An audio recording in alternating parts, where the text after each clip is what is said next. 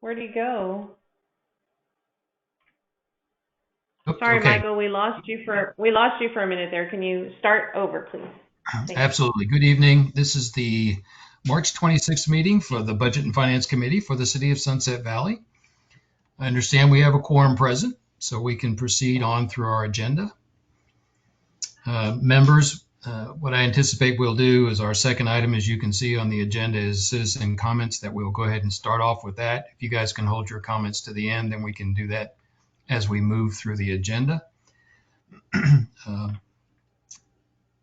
If there's no objection to that, we'll move to citizen comments.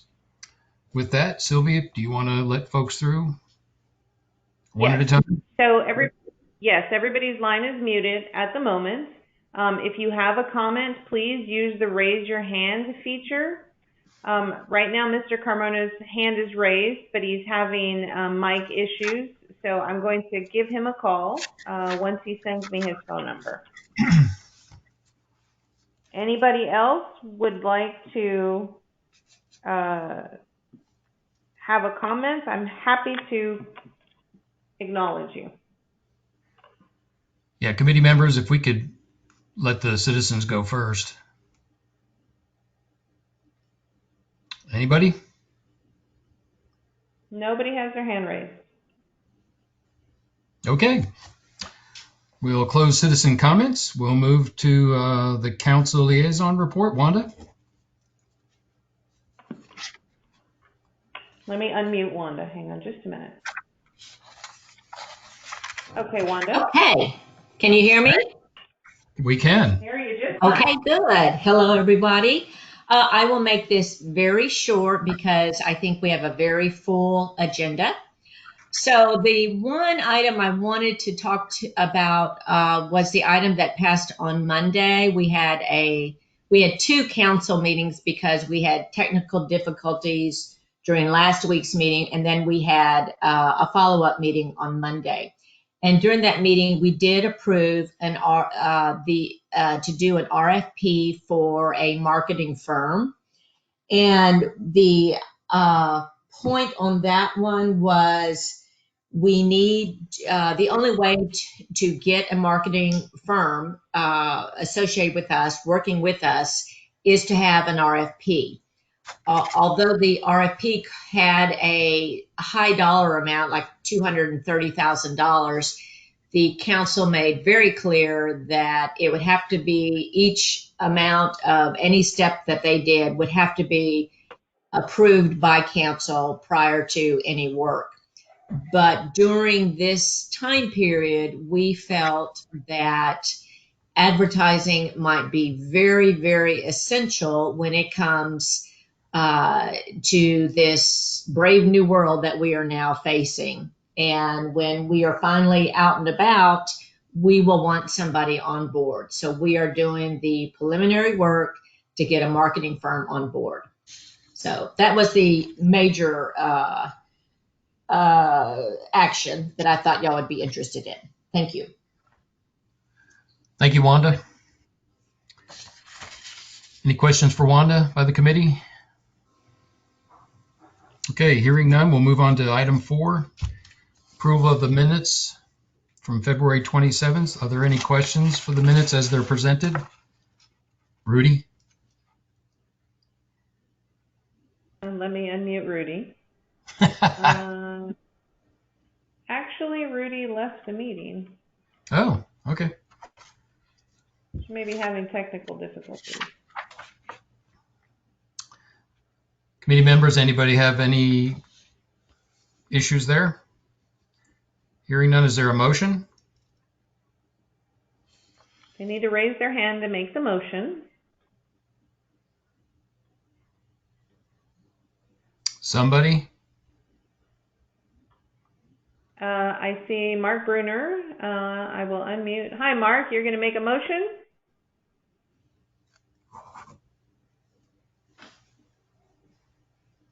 Mark Bruner.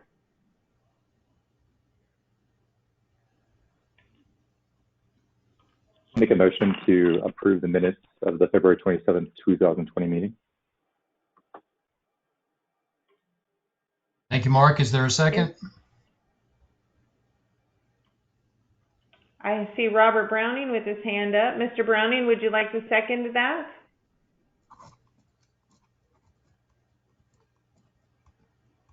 Mr. Browning, you are self-muted.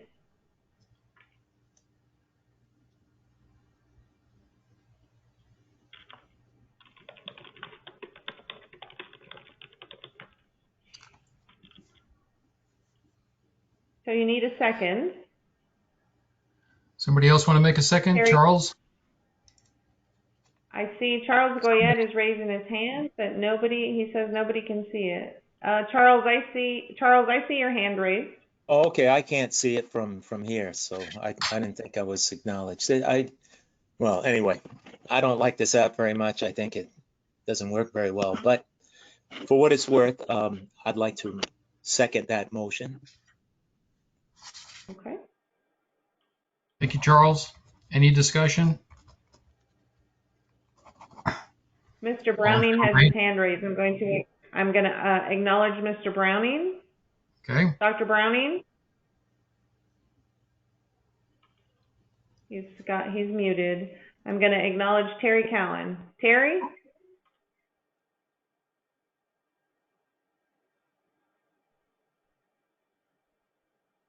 I was going to second the motion. Charles already seconded it. Okay, thank you. Thank you. All in favor by raising their hand?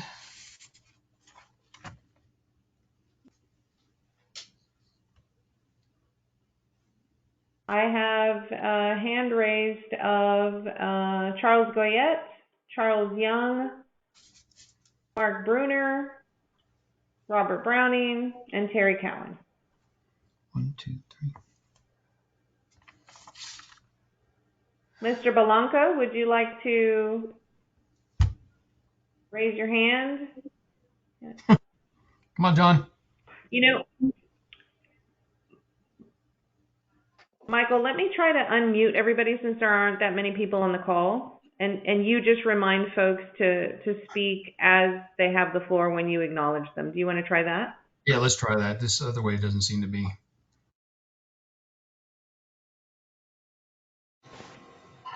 Okay, everybody's unmuted. Okay, everybody, we're all unmuted. It's going to take a little practice here for us to get this down, but if you can still raise your hand. Can I jump in for a second? Go ahead. Michael, this is John. I'm having technical difficulties, so I need to start all over and try to log in with the iPad as opposed to my desktop computer. John, there's a purple icon that looks like a little daisy. If you click on that icon, it'll say jump to desktop version.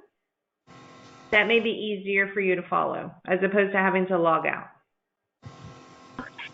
Well, I see it on my desktop. That's my problem. I don't have this microphone on my desktop.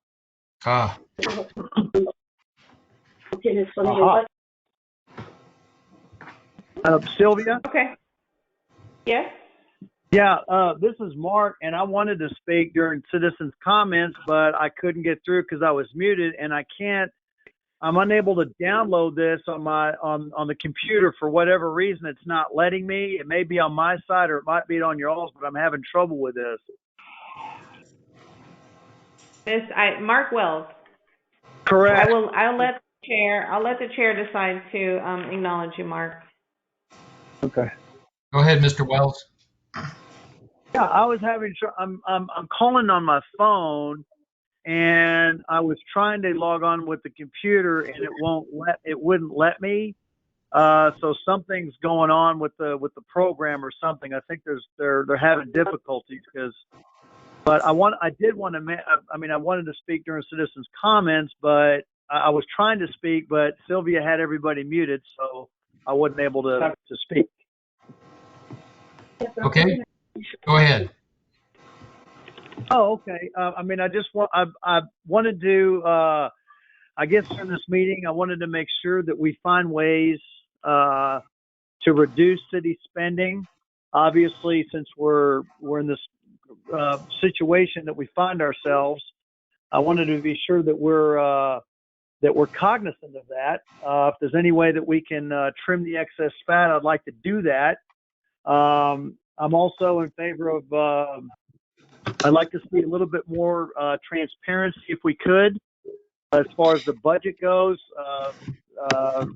Increasing transparency there, I think it'd be a win-win for everybody. And also, I'd like to maybe possibly examine. Maybe we can look at different revenue streams that we may not have considered previously, since we're expecting this downturn. And I really want to be sure that we cover our bases and protect everything that we have in the city. In other words, protect our city assets, because we don't know what I don't think we have any way of really knowing how much this downturn is really going to hurt us. I just read today we have over 6 million unemployed now, and that's only increasing. So anyway, I just wanted everybody to be cognizant of that, and I think we're going to really have to tighten our belts, and we're really going to have to exercise.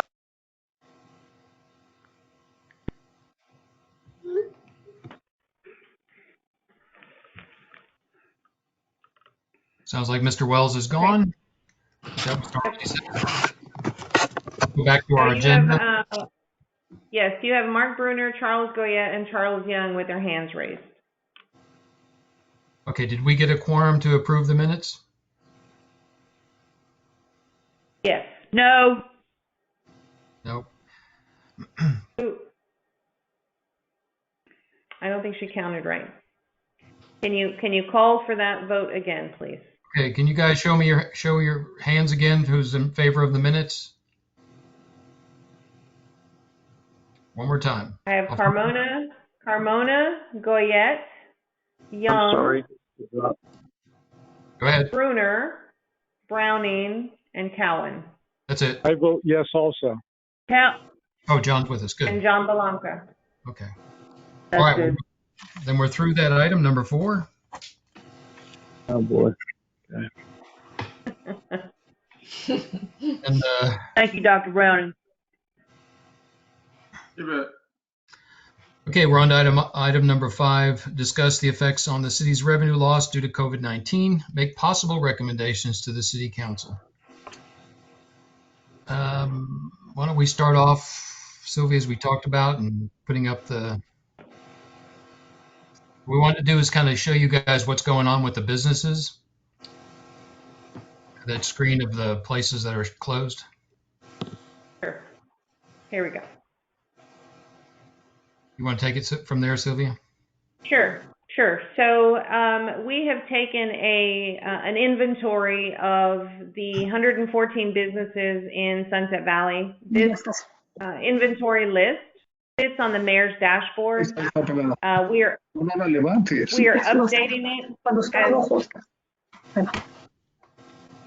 We are updating it as information comes across to us. For example, a business that may show open today may show closed tomorrow. An example of that is Urban Mattress Company.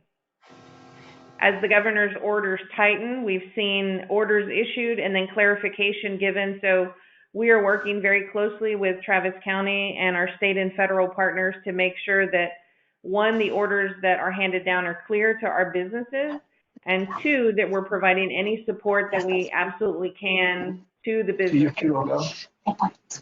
So of the 114 businesses that exist right now, there are only 42% of them are open. 58% of the businesses are closed.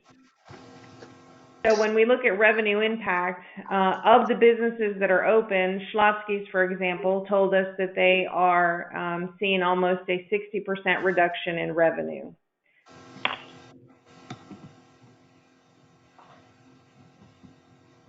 The revenue projections that we have are based on the fact that if things continue in the way they are, and we've also spoken to the shopping center managers who are telling us that one of 2 things are happening. The construction that was planned for the tenant finish outs has slowed or stopped, And businesses are asking about rent relief and other types of relief that may be possible by the shopping centers. And so the shopping centers are taking it on a day-by-day basis as well, on a business-by-business perspective as well. Every business need is different. Our perspective is we know that the smaller businesses are struggling, but in fact, all businesses are struggling. Sylvia, can you scroll down a little bit so they can see the rest of the businesses? Sure.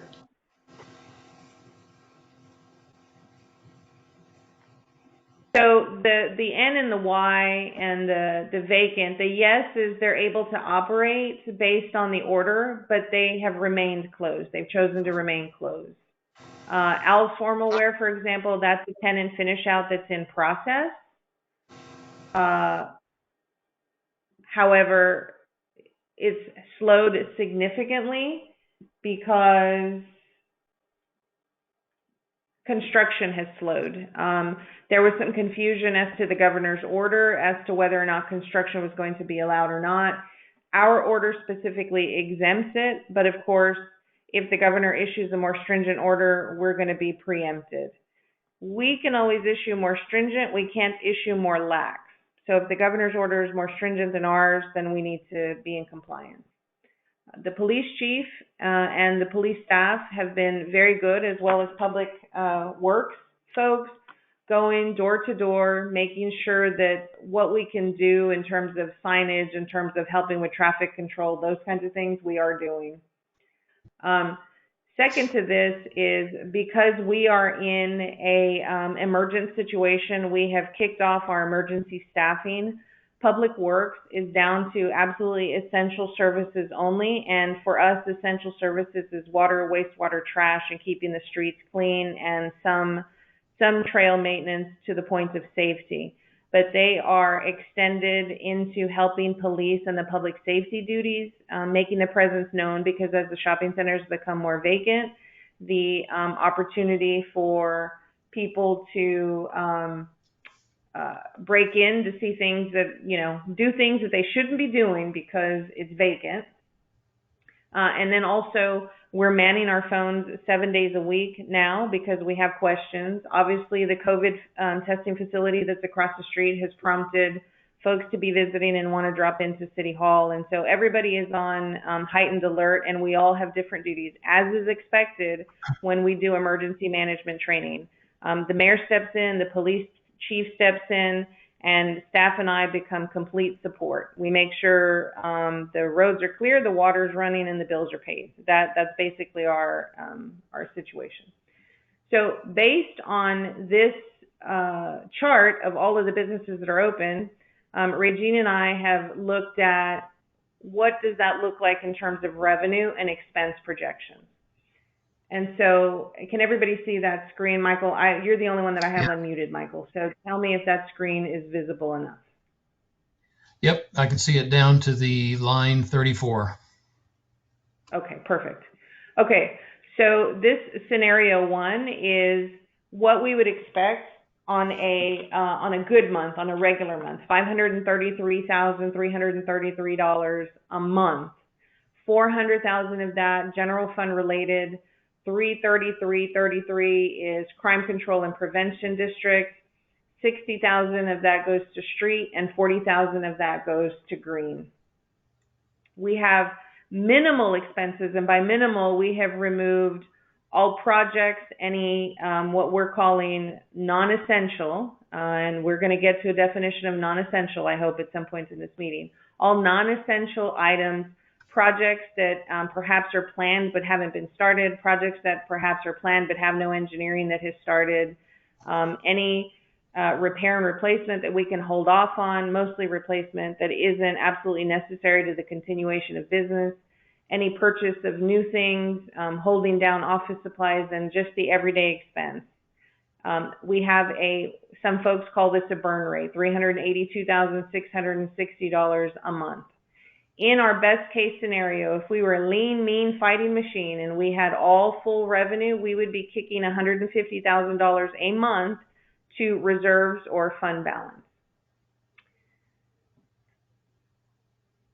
So of the 250,000 in the general fund, you will see that 189,000 of that is salaries, and we have 37,000 in a subsidy. The actual total is 227. We rounded that up to 250.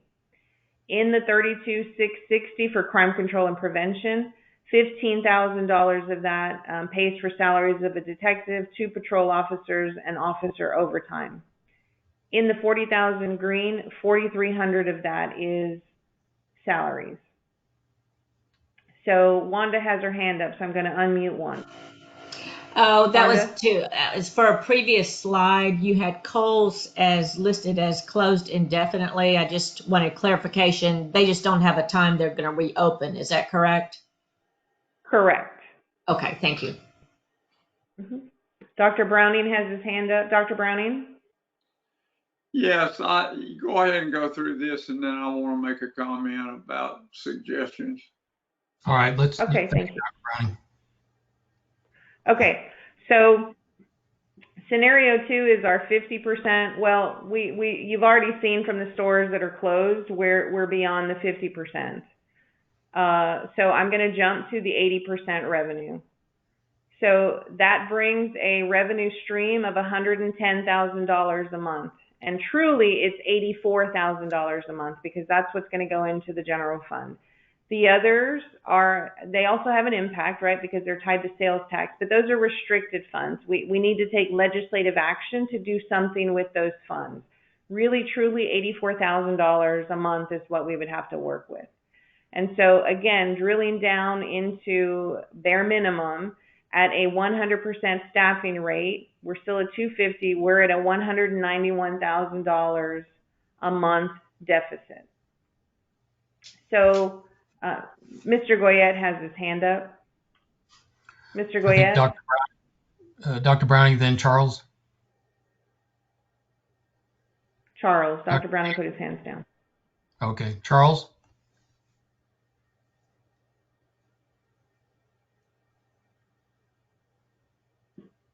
He is self-muted. Excuse me. Charles? I had my There you go. I had my hand up by accident, or Okay. Okay. I will wait until this is complete before I ask my question. Thank you. Okay. Go ahead. So this is the information that we've placed together. What we are preparing for the council tomorrow, which really would have gone out today, but we've been delayed. It'll post by noon tomorrow, is a presentation that explains this and hopefully some recommendations from the council. So first, this is the dashboard that we are putting together every single night. We get, the chief gets a situation report from EMS, the mayor and I get situation reports from administrators, the governor's office, and emergency management, and any federal agencies. So those come in as late as 10 o'clock, which is why you'll see some of these posted very late, just because they're coming in at all hours, and we're trying to get the most recent and important information out to everybody. So the link, this is a live link. When you click it, it goes to the bulletin, and I know you guys are sick of getting the eye contact, but as the governor's orders change and morph, we're cognizant of the importance to the retailers. For example, when they first issued the no construction order, that's obviously critical to continued operations post-COVID-19. All of the local and state orders are listed here. And then here's the numbers that are in that chart. So 62 of 114 retail/restaurants are closed, 54%. Okay, 52 remain open. 25 of those are food service establishments. Our one hotel, which tells us they're operating at 5% capacity. 19 retailers that are operating at a diminished capacity through curbside or online service. And then 7 that are service related. There's some exemptions, for example, any kind of medical, GNC, for example, and any kind of the therapists that are open. Reduced hours, curbside. And I want to keep reminding people, because I keep hearing that, well, Home Depot's open, they're doing great business, they're going to pull us out of this. The online sales that come from the Home Depot are not necessarily allocated to City of Sunset Valley. The way the current law is written, Home Depot in New Braunfels could have entered into an economic development agreement that would have reallocated Sunset Valley internet sales to the city of New Braunfels. So without knowing exactly what that partition is for online sales or what economic development agreements are in place with Home Depot, I can't tell you that every online sale and for the folks that you see picking up online are allocated to Sunset Valley. And that's why we think the 80% is an estimate. It could be higher, it could be lower. Because we don't have our first sales tax report and we won't have that for, several weeks, I don't want to be that the sky is falling, but you saw the chart on who's open and who's closed. And it's changing daily. So then we jump to the next slide, and the general fund is $420,000 of that. These are the same numbers that you saw a little bit ago. So the projected impact to revenue, an 80% decrease would reduce revenues to $110,000 a month. Now, that's 110 that includes crime control, green, and street. That number is truly $84,000 of what would be contributable from the general fund or an unrestricted category. So we're going to have a monthly deficit. So how do we deal with the deficit? Well, we have to have the discussion of reserve. We have to have the discussion of salary and any further program or project cuts that need to occur. So what are we doing so far with proposed reductions on salaries? We had a vacant position that's been frozen. We had temporary positions, those were eliminated. However, those temporary positions weren't allocated to the general fund. They were allocated to programs and projects that were either green or some other project. So they had really no impact to the general fund reduction. We haven't looked at all of the subsidies. We need to look at the subsidies. And then there's also a presentation to the council on Tuesday of any programs that exist, whether that is a right-of-way mowing, whether that's a beautification, whether that's National Night Out, all of those things that have an impact to the bottom line. And then again, the non-essential. My hope is that we have come to a consensus that it is not health or safety related. Anything that's health or safety related, obviously, we need to begin considering. And then elimination of all non-essential projects. Truly, this is a very big contractual expense. We have engineering fees and professional fees that are related to projects, not to mention staff fees. Some of that is offset onto the street and onto green, but not all of it. So obviously go down to bare bones, with the exception of those things that we haven't expended any engineering. If we've expended engineering and we're very far along, it would be foolish to stop, because to come back 18 months later, the engineering, we're going to have to repay for those things again. So use of other resources and general fund reserves.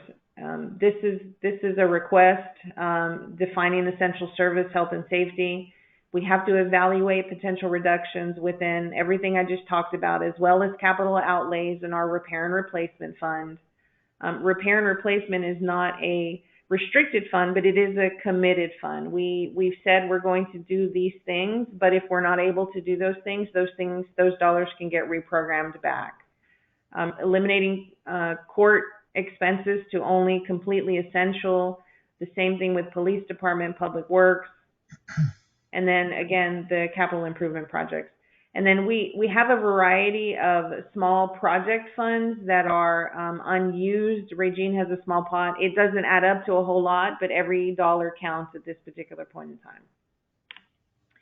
The use of general fund reserves. And I know this was a contentious topic the last time, but perhaps reprogramming some hot funds with the creation of a City Hall Welcome Center or a visitor center that would allow us to reprogram some hot funds into City Hall operations.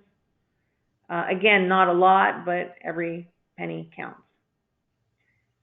So when we go to reserve requirements, right now we're at 100% staffing, with the exception of, as I mentioned, that frozen position and those 2 temporary positions eliminated.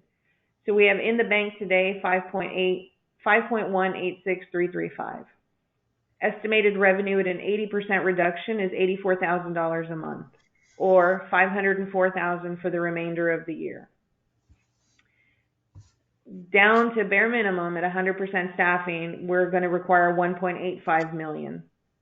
That would draw down reserves by $1.3 million, and it would leave a reserve balance of $3.8, and that's for 6 months. That's not projecting anything further beyond that. This is what the council is going to see on Tuesday. So you guys are getting an advanced look because it hasn't posted. So with that, Michael, I'm going to turn it over to you. Everybody is muted. I can unmute them if they want, but I think it'll be very difficult for you. Yeah, let's hold on. So guys, we've obviously Sylvia. Terry's got his hand raised. Terry's got his hand raised. All right, Terry, go ahead. Let me unmute him. Okay, Terry. Thank you, Michael. Just a follow-up question to Sylvia. Currently, from what I heard, it's looking about, say, conservative, 60% reduction in revenue, and the worst case scenario is 80% reduction in revenue. Is that correct or not? Actually, we're based on this list and based on what we're talking with the retailers on, even if they are open, how much of a reduction of their business that they have, we think 80% is actually on the conservative side. Okay, and in regard to the question about income, the tax revenue that we should be receiving from Home Depot being diverted to another city, where are we at following that up and finding out what's going on? We need to find that out. I don't have an answer to that yet, but I will. Okay. That's all I have at this time. Okay.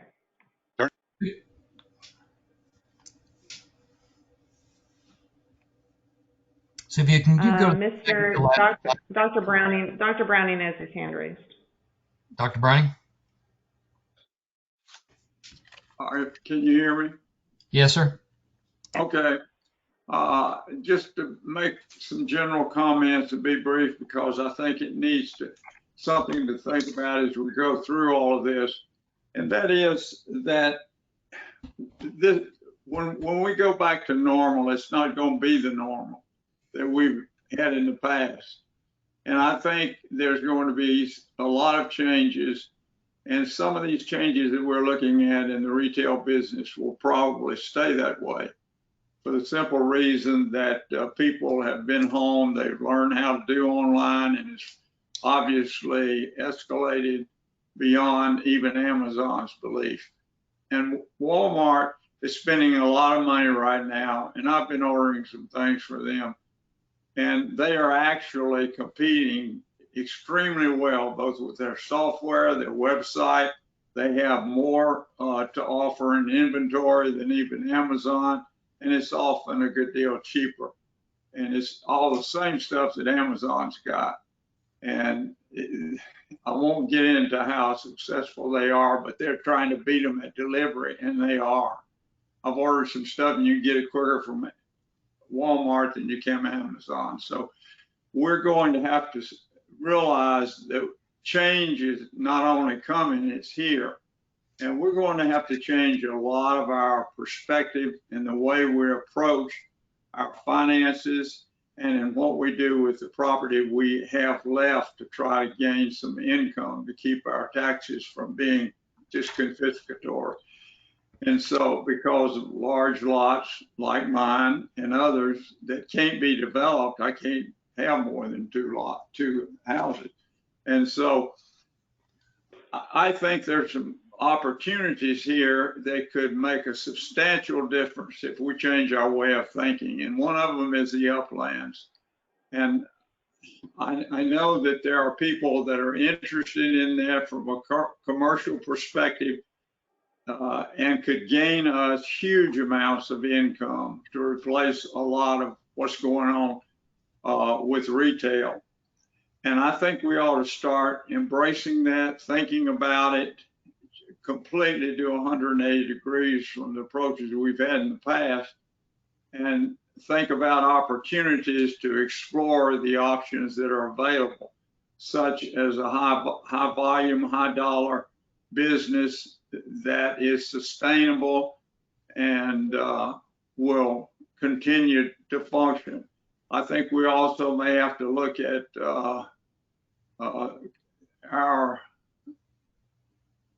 the issue of coverage for drainage. We may have to make some hard decisions about that as to whether or not we're willing to give up some of our environmental ideals to get the income that we need to survive. And that's just a fact of life.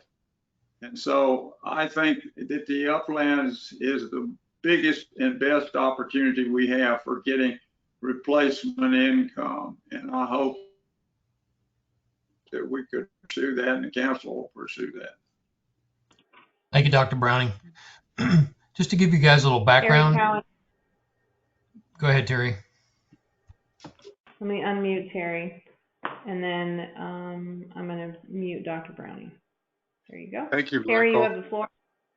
Thank you very much.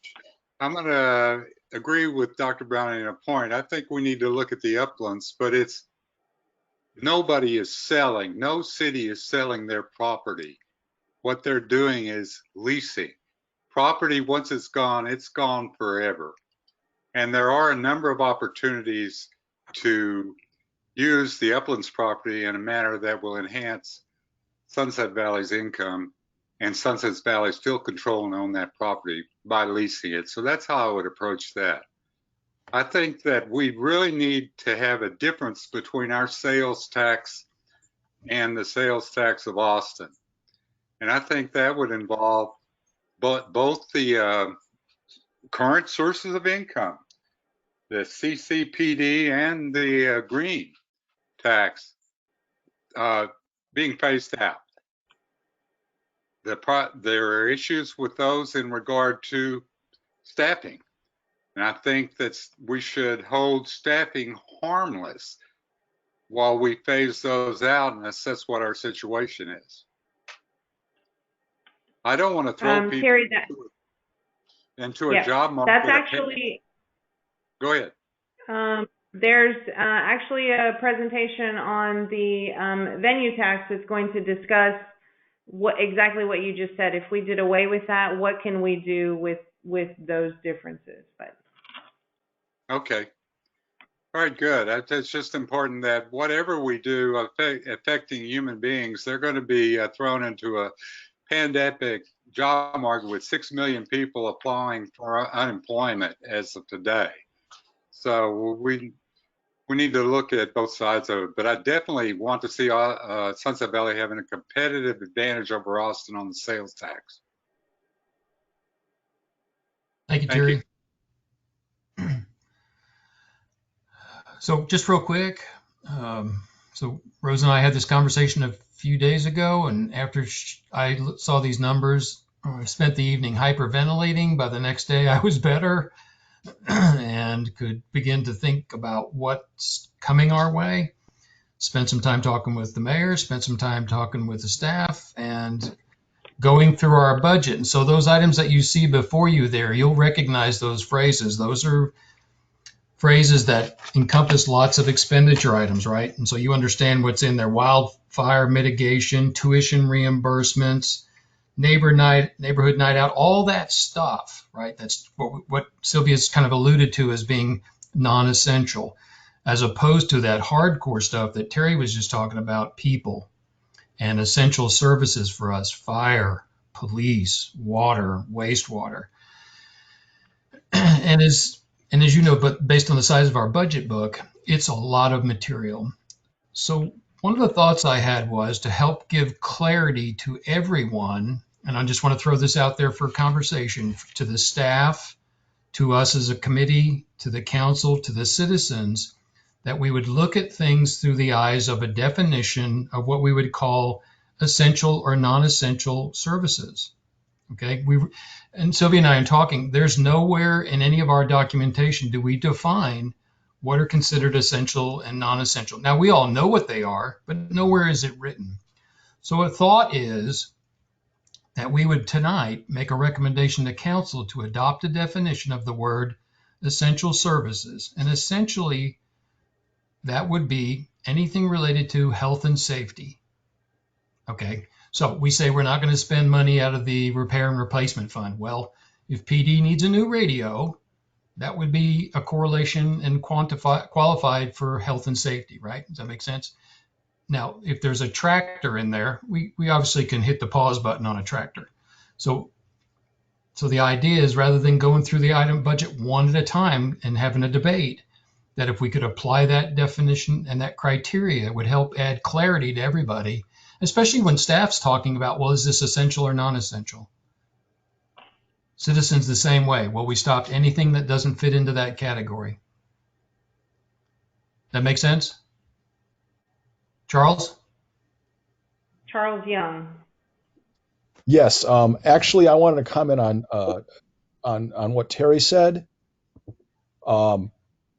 Right now, property is going to plunge to bargain rates while this is going on, and I think it's a terrible idea to sell it. Leasing property for commercial purposes is a good idea, especially if it's a short-term lease. But this is a fluid situation, and we're going to come out of this eventually. And it would be a mistake to make moves that are kind of desperate when you don't know exactly what's going to happen yet. That was all I wanted to say about that. Thank you, Charles. Any thoughts on the definition of essential? Terry Cowan has his hand raised, and then Dr. Browning has his hand raised. Terry Cowan. Yes, even defining what essential and non-essential is going to involve, I'll just use ideological differences and what people think is essential and what they feel is essential, non-essential. So it's kind of tricky that way, Michael. Like some people would say that because they found that being outdoors and fresh air, actually people had better health, that would be a public health essential and be a reason to keep up the trails. So I hear where you're coming from, but it's not going to be as easy as it sounds to determine what's essential, non-essential. Now, Sunset Valley has lots of perks and entitlements that other cities don't have. And it seems natural that those should be on the non-essential list. But some of them are extremely popular. And that would be the water subsidies, for example. So I agree with you that we need a contextual framework to approach this from. I don't know how to avoid the politics involved in this and the differences of people in terms of what they value about Sunset Valley, but I do think it's a good way to approach it.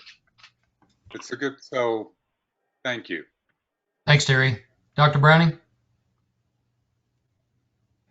Great discussion, and I don't have any hardcore feelings about sell or lease. It comes down to what the value is one way or the other and how desperate we are. I would agree. Second thing is that I think this is a time that in defining that essential services, we rethink the structure, because salaries is obviously one of our biggest expenses. And I would have to question whether or not, if we're considering downsizing departments and so forth, this is a reasonable time to do it. I have some ethical and moral core to me too, but I also have bankruptcy and insolvency to think about. And I think that if there are employees that we don't need to provide essential services, then they can be laid off or whatever you want to call it. And there is a safety net for them in the new bill that provides for extended unemployment and loss of work. And then if we take them back, then we could get a loan ourselves probably and get credit for it. But I think we have to get rid of hard-nosed about defining what's essential in terms of management and skills to keep us at a skeleton crew core to provide essential services. Okay, guys, I'm not hearing from some of you other ones, and I'd really like some input. Mark, Alfonso, John, given what you see, Mr. Carmona. Mr. Alfonso? Carmona. Hello? Alfonso. Hello? Yeah, you can hear me? Yes. Yes. Okay. Well, I think that at this moment it's important to bring that ideas, but I think that it's a little fast. When we are talking of lands and other things, in reality, we don't have at this moment, we cannot stand in this floor. The floor is, we are sinking perhaps, it's not fixed. So we have to wait just a little. But when I was looking the numbers that Sylvia, she presented, and she said that we can drop at this moment the budget 80% of revenues. I was looking the historical, and in the historical, in 1997, we have $1.9 million. That was the general fund, 1.9. And if at this moment she say that we can go to almost 1.8, it's interesting to see that. At that time, only we used to have 8 members of the police, 3 members of administration, 1 member of the court, and 4 people in public works. So I don't see at this moment that we need to cut people or we need to sell these, but we need to analyze a little more and try to find, because I believe that after this, that 97 places of business, some of them, they never will come back. And we will suffer. We will suffer a lot. So instead at this moment to pick one side or pick other side, subsidies, we will reduce subsides and we will reduce that. I think we need to start thinking that don't go so fast. We have to wait. The budget, as I was looking, has a lot of areas where we can cut some of that money. So my suggestion is we need to be working very, very careful with the feelings of other people and the perceptions. This is what I try to say. Thank you. Okay, well, we're still looking. Mark Bruner. Mark Bruner.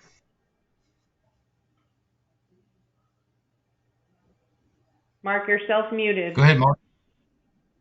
There you go. All right. Sorry, I'm joining over my phone as well, just because I didn't want you guys to hear kids running around and dogs barking and all the things that are perks of working from home these days.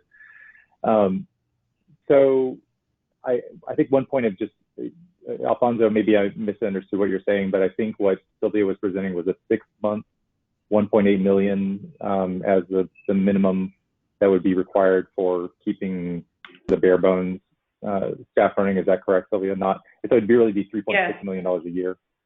Okay. Yes. But that if you're, I don't know if you're comparing the 1.9 million from 1997 was that a full year, 6 months? I'm not sure, but I think the 1.8 was just for 6 months, and I just want to make sure that was clear. Correct. Correct. So this is really challenging. We're being asked to, kind of quickly come up with recommendations, for a very fluid situation, and I think we've all been experiencing this in various forms for, our work, our home. The city obviously is, I'm very supportive of what, the mayor and what Sylvia and the staff have done to keep the citizens informed. And I first of all, applaud that. Thank you for putting together this information, because it's sobering, to see how much of a reduction is in our you put it as conservative, and it's, that's probably really close to what I would expect, right, in terms of all the businesses that are being closed.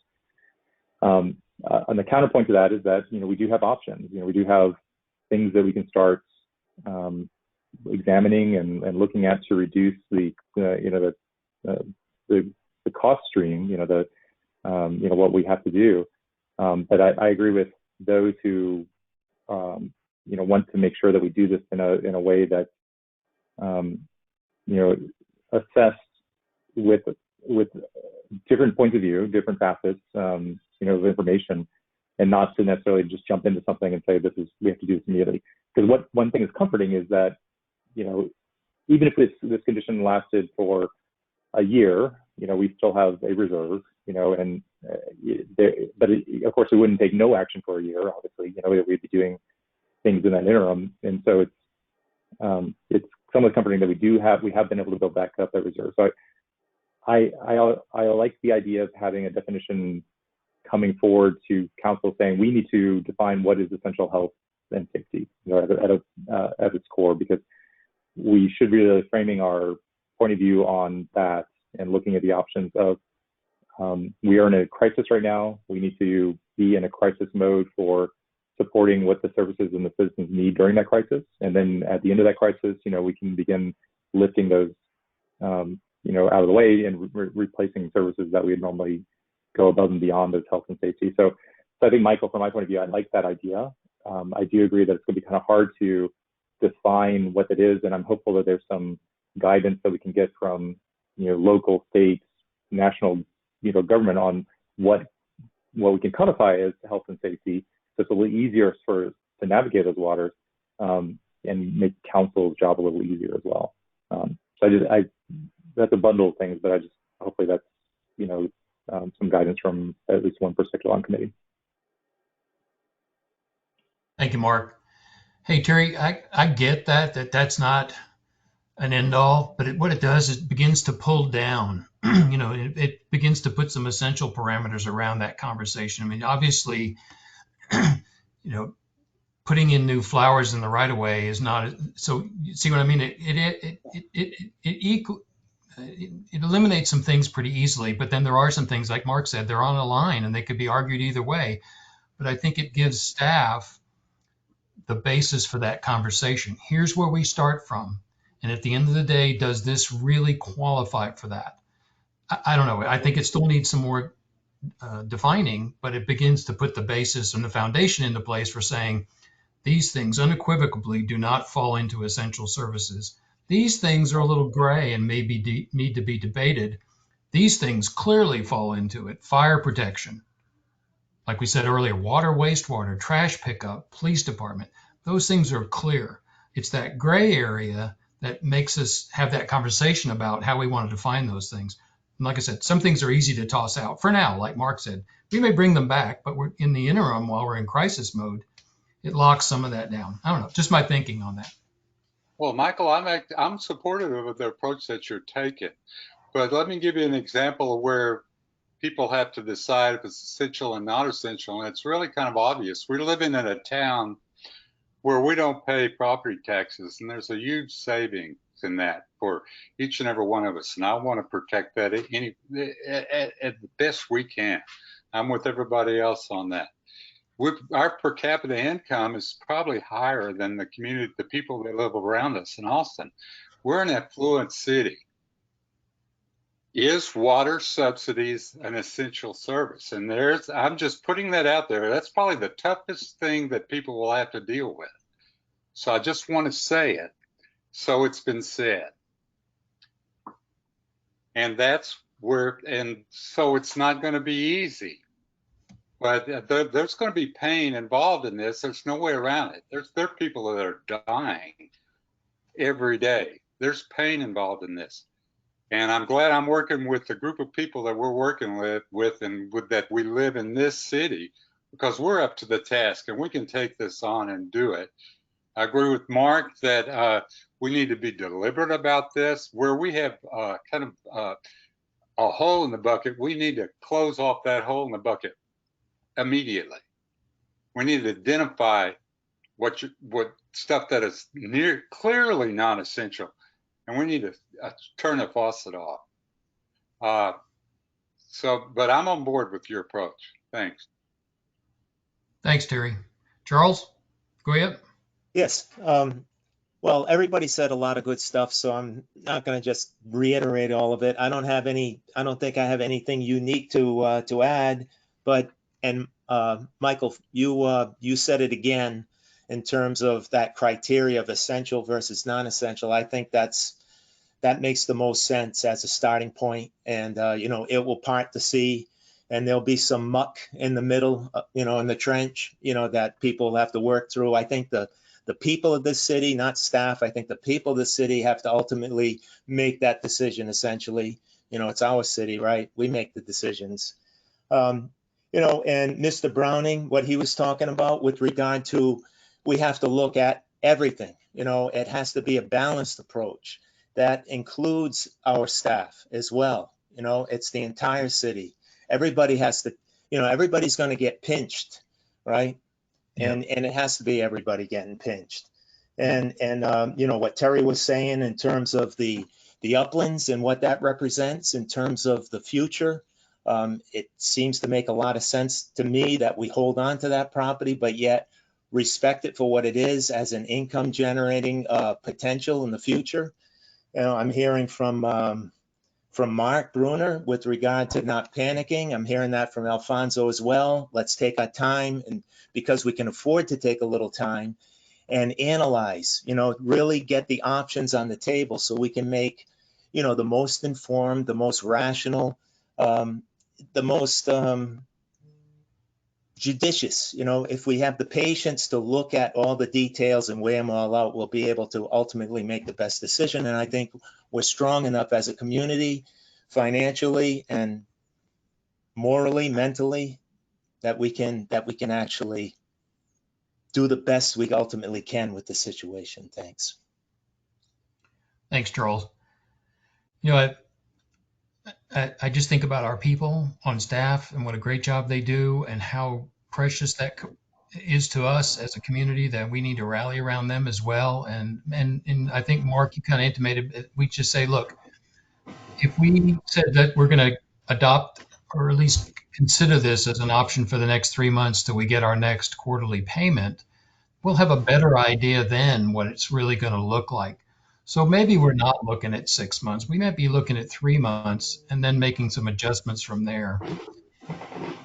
And like Alfonso said, analyzing the data as we're going along. But what we know for now, as we saw on that spreadsheet, we're looking at a pretty substantial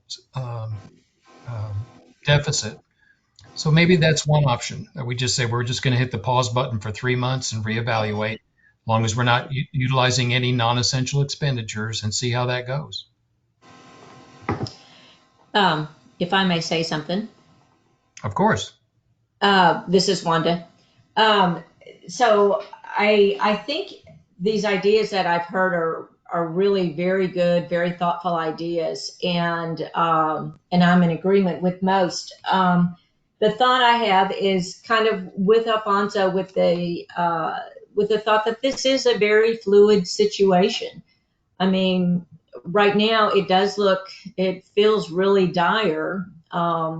But when the good news is that we do have a nice, healthy reserve. And so we have done some good planning in the past to get to this point. So that is very helpful. We have our reserve is at 5.1 million. And even if it was the worst case, we will end up with 3.8 million at the end of 6 months. And so that's still, we've been there before, and, we can manage, but we do need to realistically look at what can be done now. And I think Sylvia has done a good job of doing that. And that's not to say that a lot of these type of projects that are basically on hold. They're just being pushed down the road until we can relook at everything when things get back at a more normal state. Now, we may have to reevaluate what our normal state will look like at some point. And that will be probably very essential in the upcoming budget cycle that is just around the corner.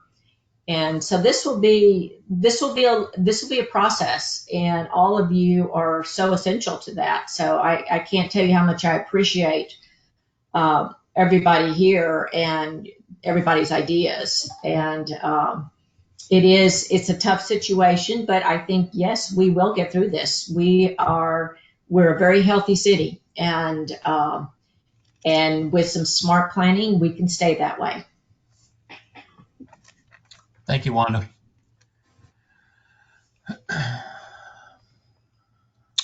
Suggestions on how to move ahead? Mark Bruner. Mark? Yeah, this is kind of following the thread a little bit. If we, as a way to move ahead, I would certainly like to see a recommendation going to council that we move to what I would consider supplying essential services, and whether that's us providing some guidance on what the definition is, or staff or council, coming up with that. I would not get into, the definition of what I would consider potential other revenue streams at this point. But I would also recommend that we strongly recommend council start identifying, or we as a committee start identifying, the potential other revenue streams. And that could be a suite of options, right? It could be leasing the uplands, selling property. It could be, having eliminating the water subsidy. Those basically in parallel to us pulling back, from expenditures to the point where we're not reducing. I would say that essential services at this point is not reducing staff, but that falls into the other revenue streams, right? Because we're essentially cutting services or cutting expenditures that that we don't need. But those are evaluated separately, and as we get more data in. But I'd like to start us working on putting together that list, of recommendations, while at the same time sending a message to council for the meeting next week that where you really should define what essential health safety services are, so that we can have that guidance for this period while we're going to be in an emergency mode, essentially. Mark, could we then take that and say, let's make a recommendation to council to adopt this definition of essential services in the form of a motion to the council? Charles Young, well, he had his hand up, not anymore. Mark, do you want to make that as a motion? I'll make that as a motion to move that we recommend that it's worth a little tricky, but that move that we recommend that the city provide update our let me rephrase this because it's kind of two-part. Recommend that the city define essential services as those services that are required for health and safety, and move forward with providing those services during this period that we are undergoing this emergency response to the COVID crisis. So that would be the motion is to define and essentially provide those services. So until the COVID crisis is officially withdrawn by the mayor? Correct. Is there a second? I don't see any hands up at the moment. Oh, Terry is unmuted. A second. Okay, we have a motion and a second. Discussion?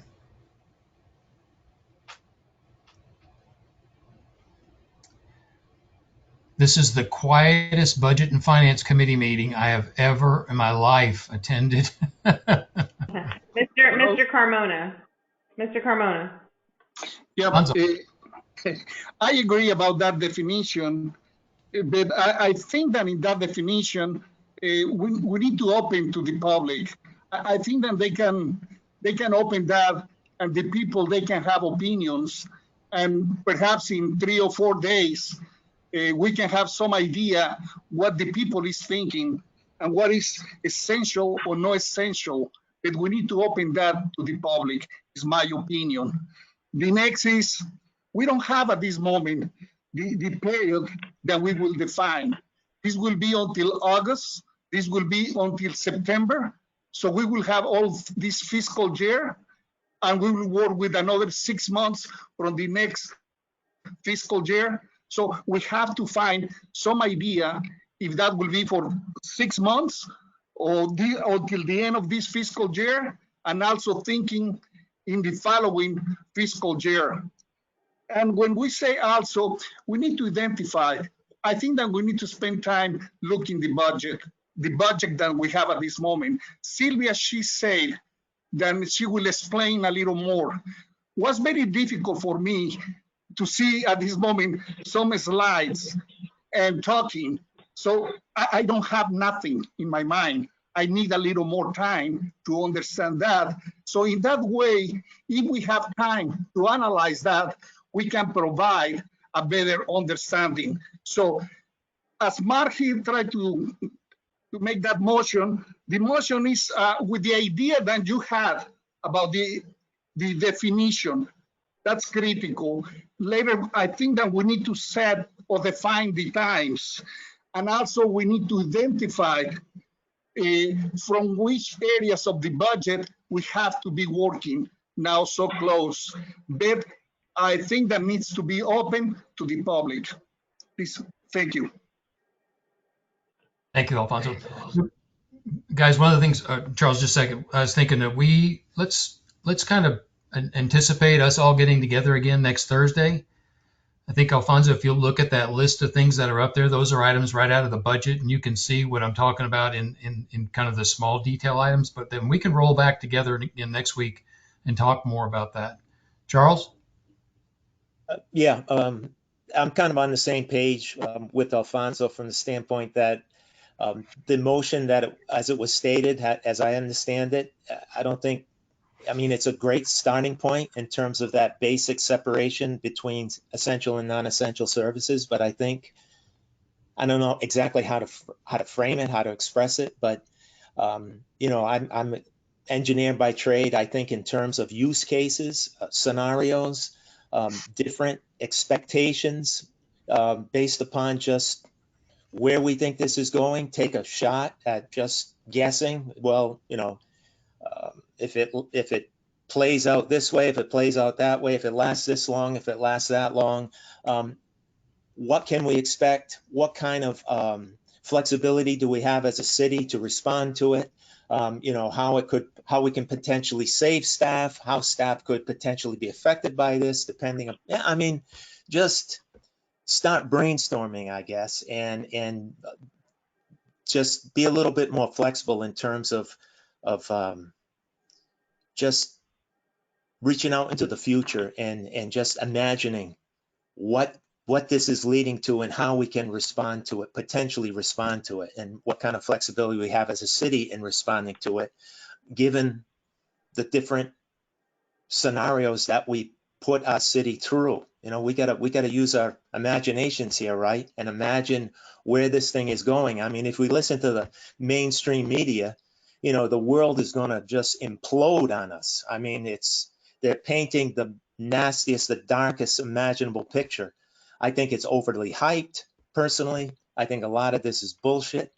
But that's a whole nother story, right? I'm not going to get all conspiratorial. Most of you would, you know, be knocking on my door probably with pitchforks and shotguns anyway. But anyway, for what that's worth, I'll just stop there. Thank you.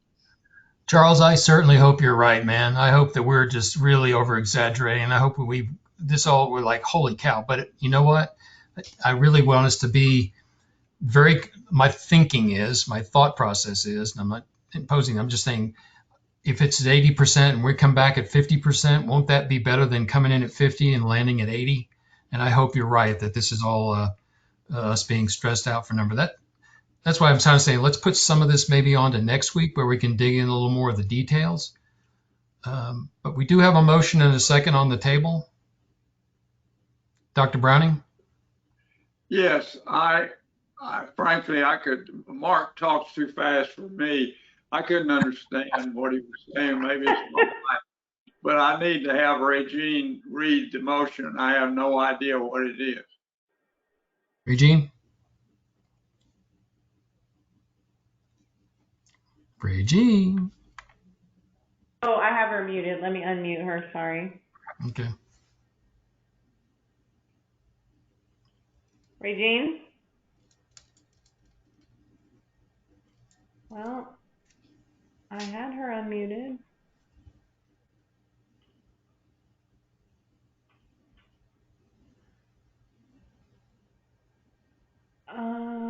You're self-muted, Regine.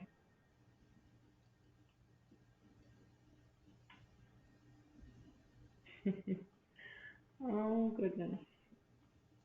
Regine?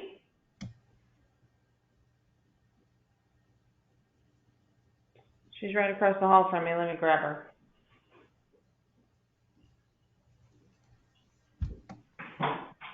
Regine?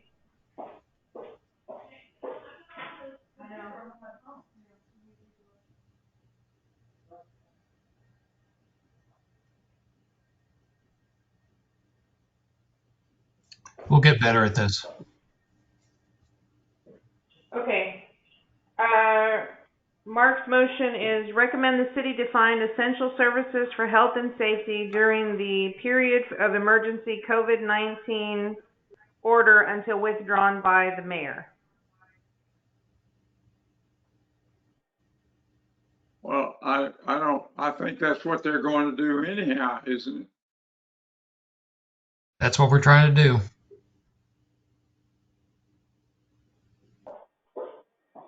Well, I agree with previous two speakers. I don't think that's a recommendation. I think we need to make a recommendation of specifically what we would like for them to consider, or just don't make a recommendation.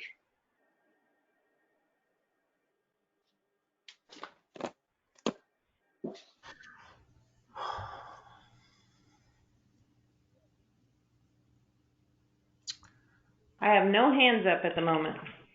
Okay. If there's no other discussion or adjustments to the motion, we'll vote. All in favor of the motion, click.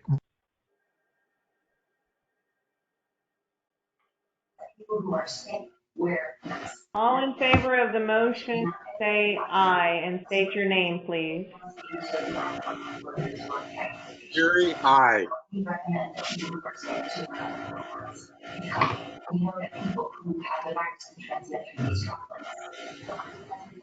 Mark, aye.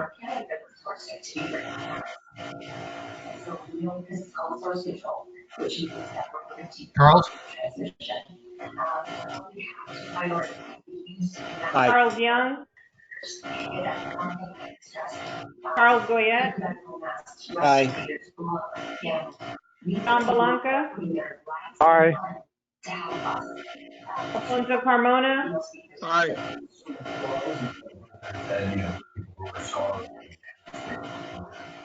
Did I miss anybody? Dr. Browning? No. Dr. Browning? No. Terry Cowan has his hand raised. I'm going to mute everybody again. Terry Cowan. Aye. Thank you. Michael, Okay, you motion. have the floor.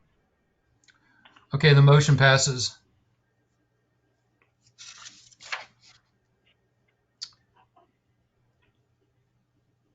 Would you, again, we've kicked around a couple different things.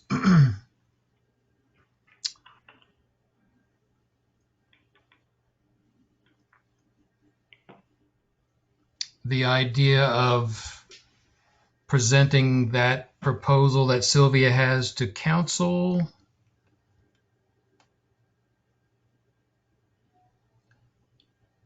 Did you say council is meeting again on Monday, Sylvia? They're meeting on the 7th, on Tuesday, on their regularly scheduled meeting date. Okay.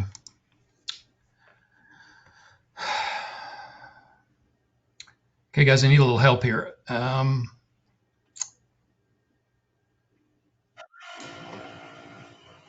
we want to try and make that recommendation to council? Are we ready for that? I think, Alfonso, you kind of voiced some concerns about wanting time to look through those budget items. Are we comfortable moving ahead? Yep. Hello? Yes. Yes, Yeah. Ramona. I think, again, I think that we need to refine that. I think that we are in the track, but we need to refine a little more. That is my suggestion. So if we can meet Monday at 7 o'clock, so in that way we can have something for Tuesday, is one suggestion. How does that work, Sylvia, for you guys in timing? If it depends on what you want us to bring back. If you just want us to bring back the motion and a definition of essential services, and we bring you what other cities are doing or not doing, we can potentially have that for you. I'm not exactly sure what we would be refining on Monday. So can you clarify that for me? Hello? Hello? Go ahead. Mr. Carmona, you still have the floor. Yeah, I think, in my opinion, needs to be a little more specific. That information, that slides, in my opinion, they are a little general. I would like to be more specific with the budget. That is the first.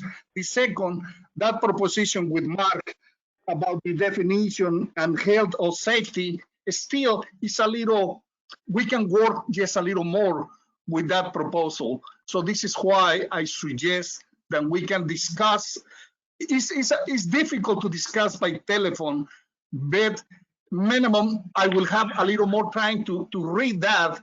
And perhaps if we can post that at this moment for the public, essential and not essential, and input from the citizens, maybe we can have something for that day. So I think that we need to be transparent, and we don't need to impose something. And I think that we need to invite the people.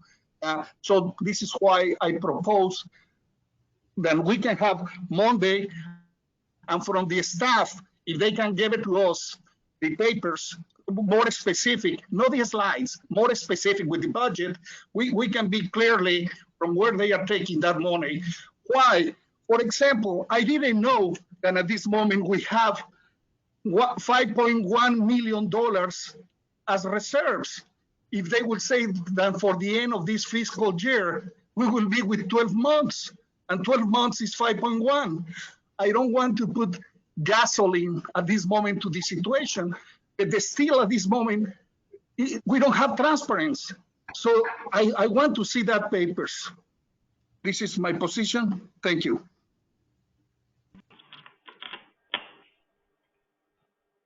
Okay, well,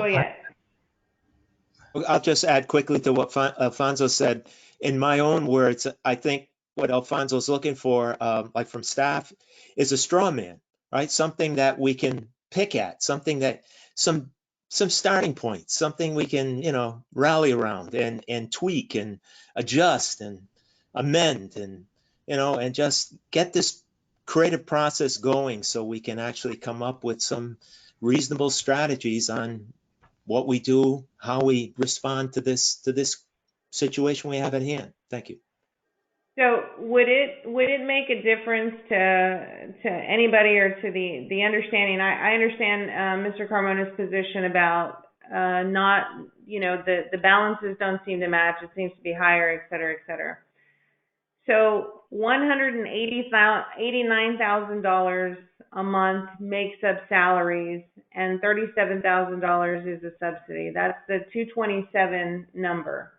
That we've rounded it to 250 just for the purposes of discussion. But it's very easy to see that the vast majority of that 250 is salaries. So the creativity, really, we're limited to a couple of things. One, is there any way to offload some of those salaries to these other restricted funds by creatively defining what the staff is doing, and it falls within the legislative intent of those restricted funds. That's the first thing, to offload from the general fund. Those funds have healthy fund balances as well that would protect some of the fund balance in the general fund, not all, but some. The next is there any other repurposing, reprogramming of any funds within anything that we have within the city that would, be able to reduce that? I told you earlier there's some small pots. I think Regine said they didn't even equal $30,000, but that's the extent of that. The vast majority of this is salaries. We do have about $37,000 of subsidy within that money. And here's what that $37,000 is. It's water, wastewater, storm. That's $452, and that's the monthly. So in terms of straw man and to pick at, there's not a whole lot to pick at. It is what it is, what's there. Now, first and foremost, I think offloading some of those expenses into the other funds is what we have to look at. Secondly, the burden on the staff, the burden in the staff cost, we could ratchet back educational expenses, all of the little things that are benefit packages but end up being benefit rich. That may not be a lot, but it's at least a beginning. I know staff will look at one another and say, yeah, I'd give up tuition reimbursement if it meant I kept my team member. But I have to ask the ugly question that if we've reduced services down to almost bare minimum, I'm not sure about the level of staffing that's required. The other hard question that nobody, has addressed tonight and maybe doesn't want to address is both the crime control and the venue tax, either repurposing those or, coming up with some alternative creative solution, even the hot fund with that, to be able to offload some of those. So while I'm not looking at the staffing cost, that is definitely the most expensive within the bare minimum. So I get what you're saying, that you want a straw man, but there's not a whole lot of straw to pick off that man.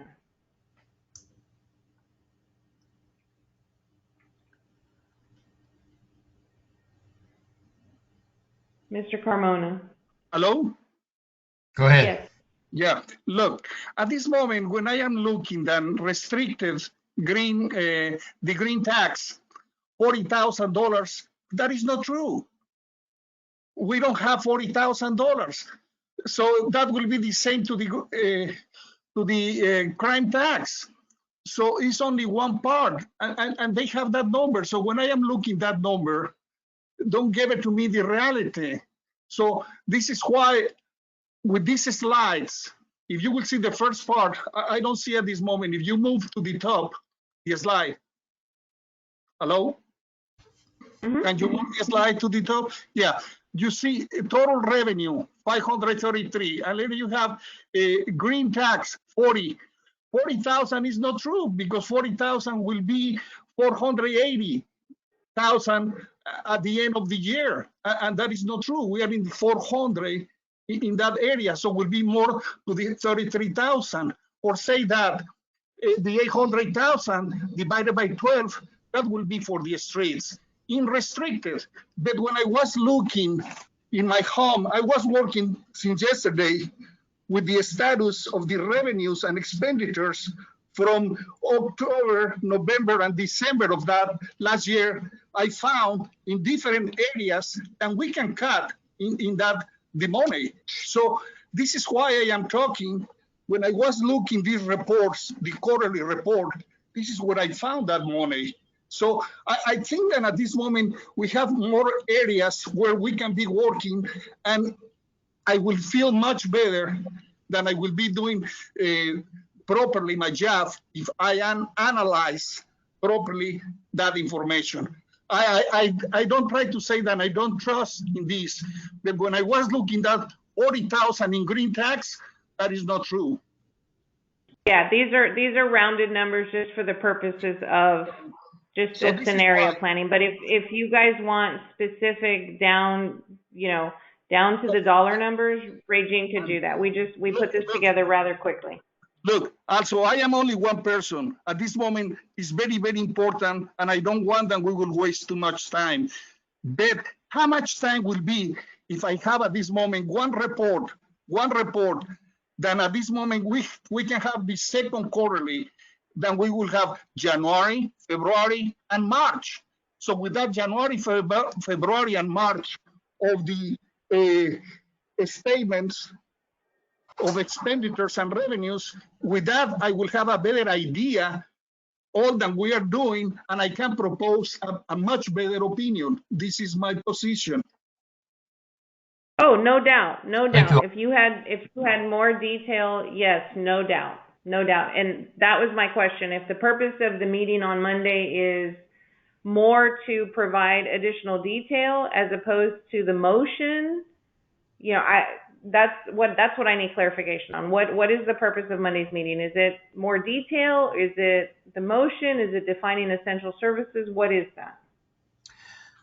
Okay, if I can jump in here. So the motion passed about sending a recommendation to council on essential services. So that's done.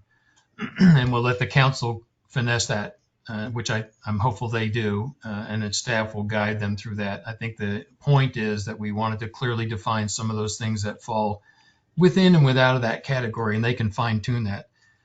It's a lot for us to comprehend tonight. And if we need a little bit more time, and maybe our next get together, we say, okay, look, for now, we know that this is roughly what the deficit numbers are going to look like. Another week or two for us to take our time, guys, is not going to be the end of the world. We don't have to be forced into doing this tonight if we're not comfortable with it. We can take a little bit more time because I want us to make our decisions that we're comfortable with. We've analyzed the numbers, and now we are.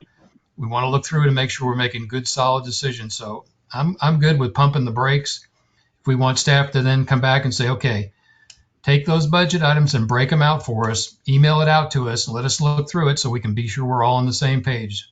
What do you think? I don't have any hand raised. Oh, I have Wanda's hand raised, and then I have Terry, and then Robert Browning. So yes, I think that at some point, someone's going to have to get in the weeds. I mean, there's no question. But at this point, I think we need to stay on this higher level. I mean, I see some flaws already, that I'm dying to get into. But I think right now, what I would see beneficial as a council member is just overall thought process. And I do believe the health and safety definition is a good one to start. And I think that's a great one. And it helps not just the council to make decisions, but it helps with staff to make decisions because they will be asked, what are places to cut back, et cetera. And so that will help define things a little bit better for everyone. So I do like that. I do think we have to get into the weeds at some point. I've asked Regine to give us updated financials as soon as that's possible. The quarter just ended. And so we need to see kind of where we're at with some of these projects and such. So we do need to, but that's getting into the weeds, and that's not really what needs to happen at this meeting. So I guess that's my 2 cents worth. So thank y'all. Terry? Thank you, Wanda. Thank you.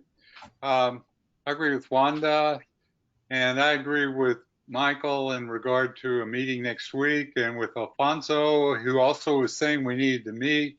He was talking about meeting Monday. I think we do. If we have the information we need by Monday, I'm willing to do whatever it takes to help. If we don't have the information, I think it's important that we have a meeting scheduled so that we know we continue to work on this. Thank you. Thanks, Terry. I think Monday's rushing it. I know staff's under a lot of pressure right now, and the rest of us are also just grappling with life right now. I just don't want us to rush. And I think Thursday, Sylvia, would you, Regine, agree, it gives us a little more breathing time? Yes. Dr. Browning, do you have something you want to cover? Oh, yes, go ahead. I guess no, but except to say I agree with Alfonso, and I want to say I appreciate the effort he's given to look at this. My confusion about the whole thing is if we're not here to be in the weeds, why are we here before we make a recommendation to the council? I think we need to be in the weeds. I agree, Dr. Browning. I don't think we're saying we're not. I think we say we want to spend a little more time to get positioned to get in the weeds. So when does it need to be done? That's Next what Thursday. We're going to meet again next Thursday. So the council doesn't need to hear from us before or after next Thursday. Well, they're going to hear a recommendation tomorrow night on our health and safety, and as Wanda said, that's a big leap forward, and that we're continuing to do the drill into this. In the meantime, that gives staff and council some directive on what's an essential and non-essential expenditure, till we can refine this down to a real clear number. Does that make sense? No, but I'll leave it at that. Wanda?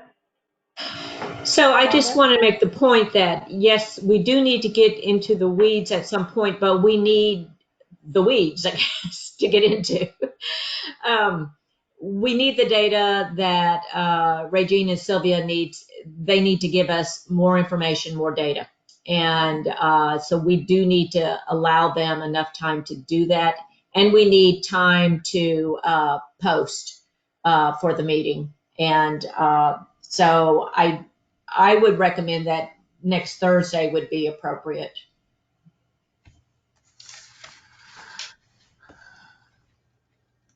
Any objections Mr. next Carmona? Thursday? Mr. Carmona? Alfonso?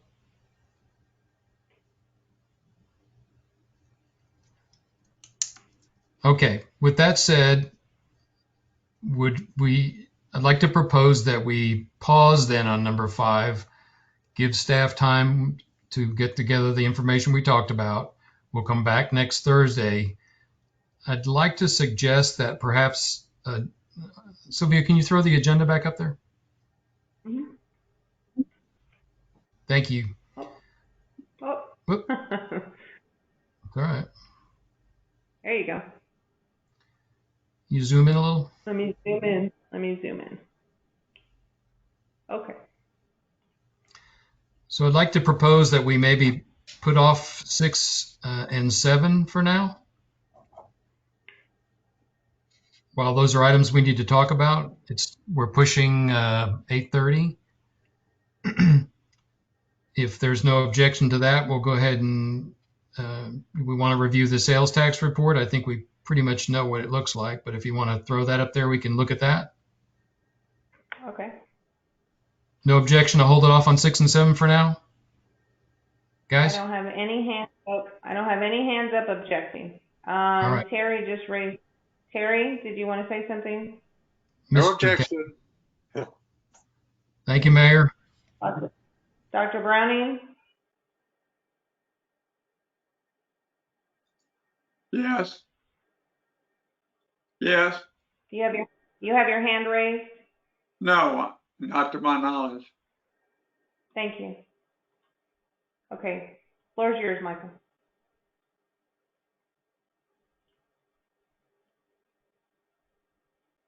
Let me zoom in.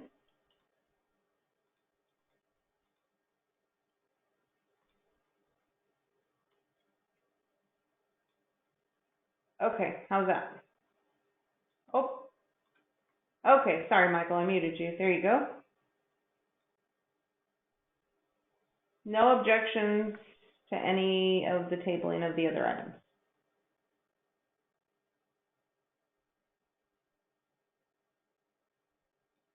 Michael?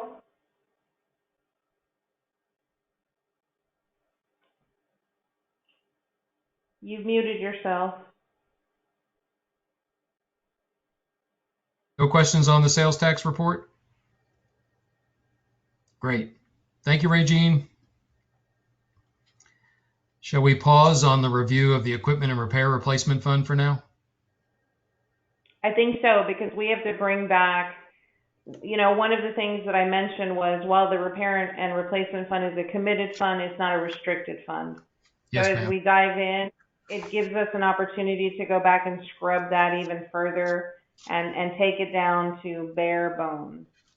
Yes, ma'am. All right. The calendar, does everybody look over the calendar? I'd like to get that posted just because, we can change that, but it begins to give the citizens an idea of what we're thinking in terms of a timeline for this year. That's obviously, like a lot of things, up for discussion as we move through the year. I don't know what our budget's going to look like if we're still doing this 6 months from now, but I'm excited about the new program coming online and that helping us make quicker decisions as well. Any objections then to posting that? Can I get a motion? No hands up. Can somebody raise your hand to make a motion? I see Mark Bruner's hand. Mark Bruner. Thank you, Mark. I'd like to move to post the 2020 budget calendar to the website. And I see Terry Cowan with his hand raised. Second. Any other I feel like discussion? the guy from The Price is Right. Come on down.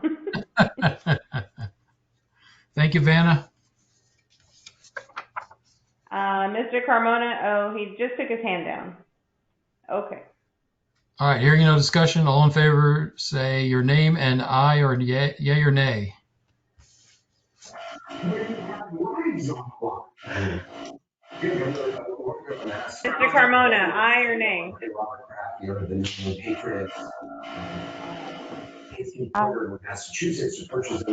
Come back to him. Mr. Goyette, aye or nay? Aye. Mr. Young, yay or nay?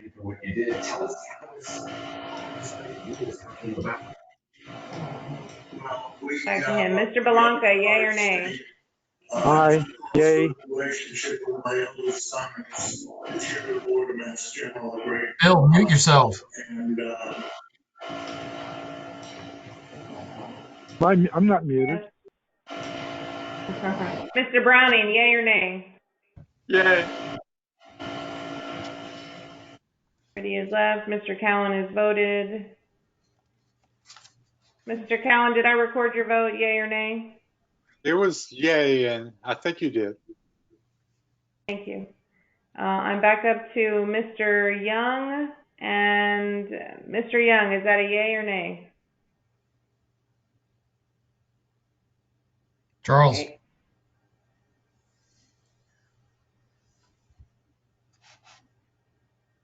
Okay, I'm going to go back up to Mr. Carmona. Mr. Carmona, is that a yay or a nay?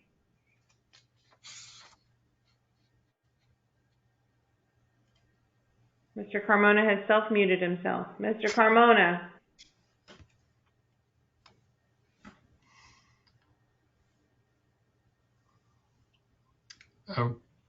Alfonso.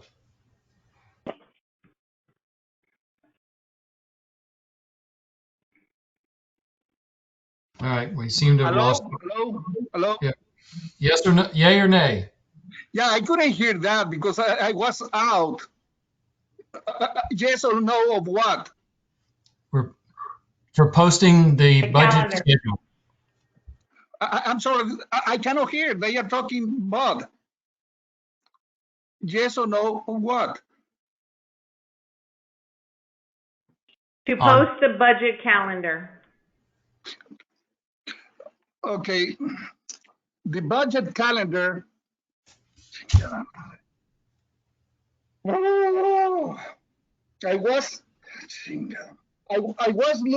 tried to speak in number 8 with the sales tax revenue, and after that I couldn't go inside.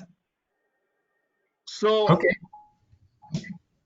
I got a question about that, and about this we need to move. I understand that I cannot stop everybody, but I have one question, and for some reason I cannot go inside, and this is why I would like to go inside.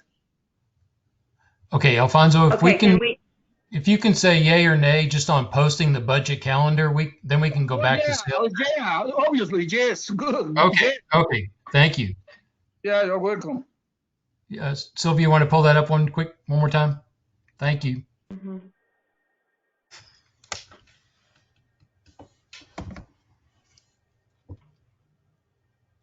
Okay. Mr. Carmona. Can you hear me? Yes. Hello? If you Yes. can hear me, the only thing that I have with that is when we are using revenues, that kind of revenues, which of that revenues we will use in the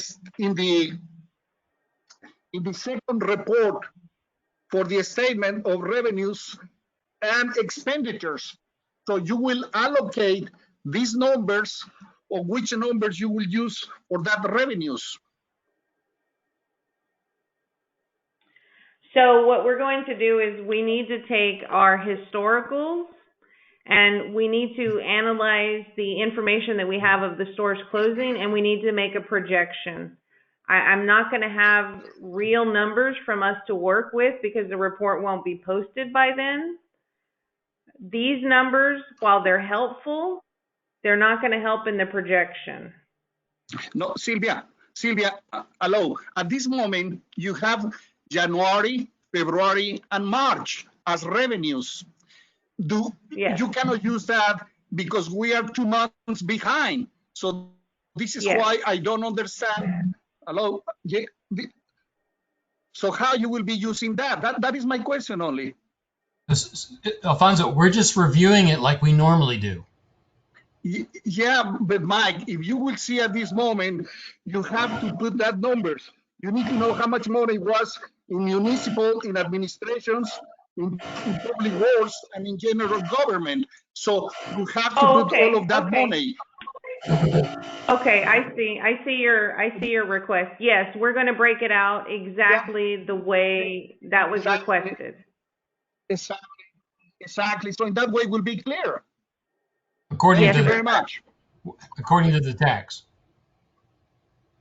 Right? Was that the question, that we're breaking it up by crime tax, green tax? Yes. He wants to see, I'm going to jump to the spreadsheet right quick. He wants to see how much of each portion is allocated to this. Okay. And so that when we're making the analysis, it's an actual apples to apples. I understand. Correct. Yeah. Thank you very much. Oh, now she's back. Regine. Okay. God bless you. Terry Cowan has his hand raised. Terry Cowan. Mr. Cowan. Yeah, I was just following up with Alfonso, and I'm assuming that since we don't have the actuals, there's a 2-month delay, that you guys are projecting the sales tax revenue in the report that we saw. Yes, Regine, if her microphone worked. Regine, is your microphone working now? Is it working? Do you all hear me? Yes. Yes. So I'm confused. Are we talking about the scenario spreadsheet? That one with the estimated numbers? Oh, I was referring to the one that that was the revenue report. Okay, that is the actual sales tax we received in the month of March. That's the last month that we've actually received. The money's in the bank. The projections are being based on projections. That's excellent. So it really didn't affect March, the situation. No, we will not see what kind of effect it has on the revenue until the money we receive in May. Because April's money that we will receive next Thursday, or the report will be out next Thursday, so I'll have that next week. That's going to be for February sales, I believe, it will be for February sales. So until we get the May report, we won't know what the actual numbers are for March until then, until May. Well, I'm Yeah, confused. And as of right now, there's no way to get that earlier. I've tried to call the state comptroller. They're not issuing anything because the stores don't have to report it until April 20th. So they don't have the information either. And it will probably be delayed because the state has given respite to the businesses on their financial reporting. Right. So yeah, Terry, we're kind of shooting in the dark. We're just basically Yeah. we're doing a visual, right? We're just going around and counting stores and making kind of subjective estimates based on the stores that are open and trying to back into it a little bit. So it's not going to be solid. Okay. Yeah, well, as Alfonso is saying, really, the more we know, the better when we talk next week, because we will probably have to get more into weeds next week. So I will have the quarterly report done Monday or Tuesday. I'll probably be on Monday, and so I can send it out. And that will be year-to-date figures of everything we've received and spent through March 30th. So that'll give us some idea of where we're at right at this moment. And we haven't been spending money this month, so the March expenses are low. So that should give us like a cushion. Okay. But so that will help. That'll see where at least we can start with where we're at as of March 30th. Okay. Thank you. Okay, it's a lot. It's a lot to take in. It certainly has facilitated a lot of conversation. Unless we've got something else, we want to then adjourn till next Thursday. Oh my goodness. John, I'm concerned that you're just awfully quiet out there. I would I'm like gonna to talk. unmute John. I'm good. Oh, okay. Go ahead, John. What? Well, I don't have anything to say now other than, God, I wish my microphone worked. I wish my email worked. I wish I had a better computer. Okay. That said, next Thursday sounds good. I hope to have my problems resolved by then. Well, let me know how you do that so I can learn how to resolve all my problems by then. I know what you're saying. Does that come in a bottle that you can drink? Is that what you're saying? All right, when this is over, we'll all get together for a beer at Doc's. Yep. Yeah. All right, is there a motion to adjourn? I move that motion. Thank you, John. I have a hand raised by Charles Young and Charles Goyette. I'm going to unmute them both. I second that motion. And a second. All in favor? Aye. Aye.